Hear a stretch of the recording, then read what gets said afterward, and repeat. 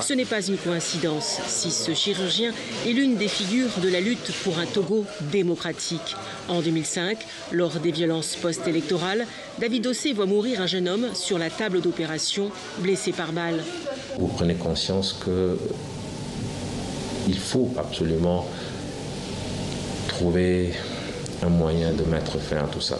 Sa première source d'inspiration, il la trouve dans l'abandon des hôpitaux par le régime. Il devient syndicaliste. Nouvelle étape dans son engagement, plus politique cette fois-ci, aux premières heures de la mobilisation populaire contre le pouvoir cinquantenaire. David Dossé prend le leadership du Front citoyen Togo debout. Les partis politiques ont leur rôle à jouer, mais ils ont aussi des intérêts à défendre. Et il fallait qu'au sein de la société civile, on puisse aussi s'organiser pour porter les préoccupations populaires. Ce leader et ses compagnons de lutte n'ont jamais été invités au dialogue politique entre pouvoir et opposition sous l'égide de la CEDEAO. Mais depuis qu'il est en cale sèche, les mouvements citoyens entendent donner de la voix. Nous pensons que cette crise n'est pas une querelle entre l'opposition et le pouvoir en place.